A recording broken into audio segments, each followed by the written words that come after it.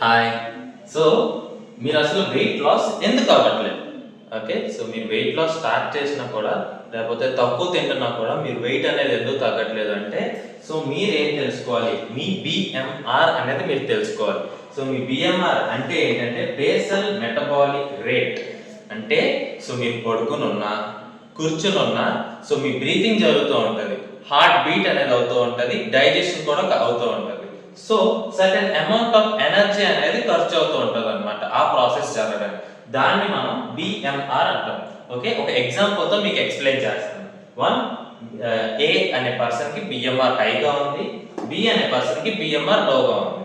So ఈ BMR high ఉన్న person కి ఏంటంటే వెయిట్ లాస్ అనేది తను స్టార్ట్ చేసి ఫాస్ట్ గా వెయిట్ లాస్ అవుతూ ఉంటాడు.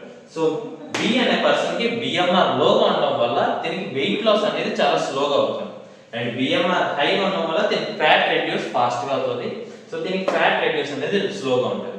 ఇప్పుడు మీరు బిఎంఐ ఎలా ఇంప్రూవైజ్ చేసుకోవచ్చు అంటే, మీ మజిల్ ని బిల్డ్ చేసుకుంటూ, ప్రోటీన్ ఇంటేక్ కంప్లీట్ చేసుకుంటూ, స్లీప్ ప్రాపర్ గా ఇస్తూ, అండ్ ఏ మీల్స్ కూడా స్కిప్ చేసుకోకుండా, ఏ క్రాష్ డైట్స్ ని ఫాలో అవ్వకుండా, ఓకే ప్రాపర్ డైట్ ని ఫాలో అయితే మీరు మీ బిఎంఆర్ ని ఇంప్రూవైజ్ చేసుకోవచ్చు. సో మీరు కూడా మీ వెయిట్ లాస్ జర్నీ స్టార్ట్ చేశారా? సో దెన్ మీ బిఎంఆర్ తెలుసుకోవడం మోస్ట్ ఇంపార్టెంట్. మీ బిఎంఆర్ చెక్ చేసుకోవాలంటే కింద కమెంట్లో బిఎంఆర్ అని టైప్ చేయండి, నేను మీకు హెల్ప్ చేస్తాను. Thank you.